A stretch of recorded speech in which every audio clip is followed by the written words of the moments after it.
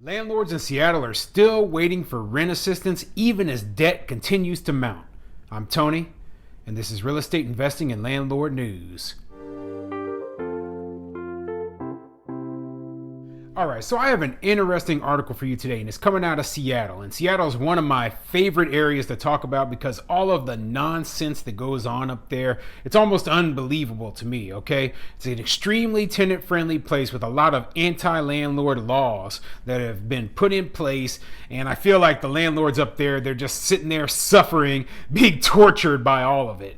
Now, this particular article that I'm going to read, it's going over the fact that hey, a lot of people have applied for rent assistance and a lot of them have been waiting for months on end to get it and they haven't gotten it yet. So I believe in Seattle, if landlords, if a tenant applies for rent assistance, a landlord is unable to go through with eviction on them. Okay, so they have to wait and see if they're ever going to get paid. The only problem is, hey, if the tenant applied for rent assistance 6 months ago and you're sitting there for 6 additional months not getting paid rent, when the rent assistance comes, it's going to be for the amount they owed back then, not for the amount that they owe right now. So as soon as you get paid the rent assistance, if you ever get it, your tenant is still indebted to you. Okay, so this is going to create a huge problem going into the future, and it shouldn't surprise anyone that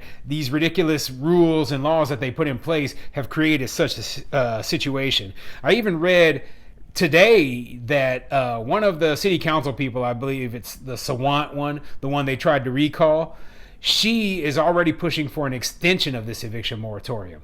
Okay, it hasn't lasted long enough, I guess, not according to her. Anyway, before I get into the article, go ahead, hit the like and subscribe button, maybe leave a comment down below, and hey, let me know what you want to see on this channel. I'm trying to bring you articles about the eviction moratorium, Section 8 rentals, rent control, good cause eviction, all of the really rough topics, that have something to do with being a landlord. Okay, this is a landlord channel. I'm going to try to bring you the best news possible throughout the entire country for landlords. So, this article comes from the SeattleTimes.com, and it says, Seattle area landlords and tenants still awaiting promised government aid as debt continues to mount. Yeah, like I said, if they applied for rent assistance 6 months ago and they're still waiting to get it, well, that's an additional 6 months of rent that they owe now. And when the rent assistance comes in, they're not going to be getting paid that amount. So let's see what the article says. As rental debt continues to mount for thousands of Seattle area tenants and landlords, King County officials say they may run out of funds, with many of those renters still awaiting government assistance. After delays last spring, King County eventually ramped up payments from its rental assistance program, which pays landlords on behalf of tenants who fell behind during the pandemic. The county continues processing some of those applications, but King County has not processed applications from roughly 10,000 renters because county officials do not know whether they will have enough funds to help. They're also bracing for even more applications. Yeah, they're going to get a lot more applications as soon as that city eviction moratorium ends. Now, I can't remember exactly when it was supposed to end. I believe it was supposed to end in January, but I might be getting that confused with New York and all their eviction moratoriums. But if it does end, then there's going to be a whole bunch of tenants who, that now that the eviction moratorium is over, now we're going to apply for rent assistance. That's a complete joke to me, okay? It bothers me that, hey, these tenants were sitting here in trouble the whole time, and they never thought for 1 second, hey, maybe the landlord needs to get paid. Give me a break, okay? So they didn't apply for rent assistance, yet they were getting to stay in these places for free. And then the second that the eviction moratorium is over, then they apply for rent assistance. They get to stay a little bit longer, maybe, okay? With what's happening in our community right now, we have every reason to believe the number of households at risk of eviction because of COVID is about to increase substantially, said Leo Floor, director of the Department of Community and Human Services. Officials have warned since last year that the need would likely outstrip the money available. In late November, the county requested another $120 million in federal funds, but has not heard back, said Hedda McClendon, the department's COVID Emergency Services Group Director.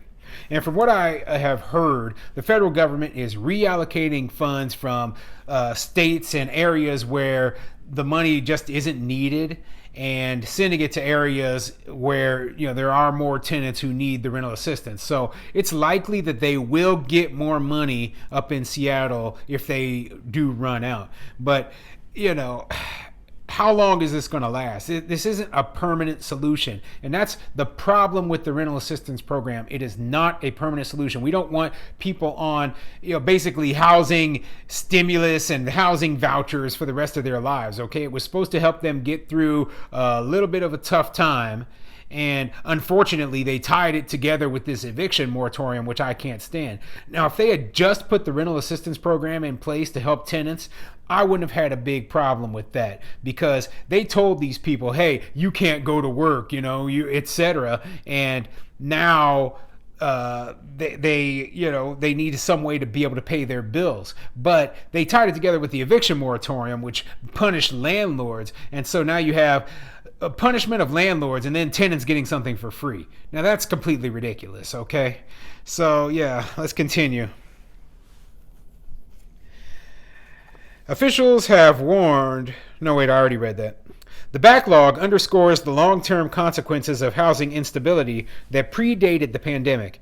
And even for those who could afford the Seattle area's high rents before the pandemic, an uneven economic recovery and individual circumstances mean not everyone is back to that pre-pandemic norm. Landlords are now required to offer payment plans for rent debt accumulated during the pandemic, but not all tenants can afford those monthly payments. We've never had a sense of normalcy since this whole situation. We've never both been working again back to normal, said Marco Boder, an Auburn tenant who, along with his wife, Jane, fell behind on rent after losing work early in the pandemic. The couple lives with their 3 children. And you know what? I feel for this guy, okay? Because simply put, it wasn't the pandemic that caused the situation. It was overreaching government that caused this situation. They're the ones who put the stay-at-home orders in place. They're the ones that had the lockdowns. They're the ones that caused all these small businesses to go out of business. They're the ones who caused all these lower income people to lose their jobs and then become 100% dependent on the government. Yet they come back, oh, it was the pandemic. It was not the pandemic, okay? So now we're put into a situation where in some states, it's still pretty frightening, and in other states things are almost back to normal. So just to give you an example, I actually was in Seattle just within the last week. I went there for work and I got to see what was going on there. So there's a mask mandate all throughout the entire place. Okay, so everybody has to wear masks, and they had placards out that said if you wanted to sit down and dine in restaurants, you had to be able to show your vaccine card. So they're requiring a vaccine passport.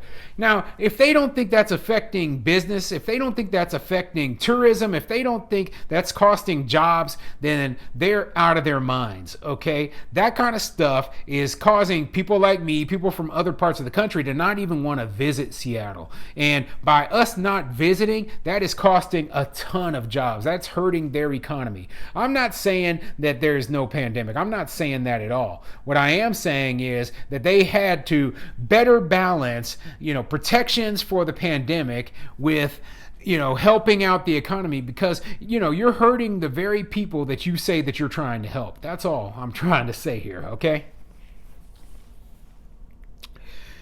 When work returned, it was sporadic and they had trouble getting caught up, Boder said. They applied for rental assistance last fall. Now they have received a notice to pay or vacate, the first step toward a potential eviction, citing about $30,000 in back rent. In a mid-November email, the county informed the family, "You are likely eligible for assistance." However, it read, King County estimates over 20,000 tenants will have a need for rent assistance and can only process a limited number of applications. The county uses a lottery system to choose renters who apply for assistance. I've been sending emails, Jane said. We need help as soon as possible. Okay, so they're distributing the money based on a lottery system. Well, maybe you'll hit the jackpot and that $30,000 you owe will get paid off. But most likely, no. And from reading what it said just a little bit earlier, now landlords are required to present the tenants with a payment plan. So here we have a low-income tenant who owes $30,000 to a landlord.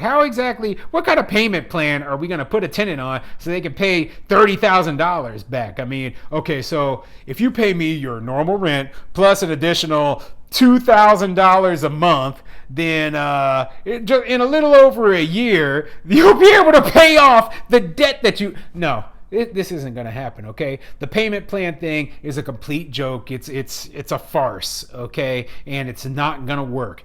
So what they're going to end up with is, if these tenants don't get rent assistance, then they need to be evicted. They need to be, kicked to the curb, and this landlord needs to be able to get their property back so they can get it rented out again.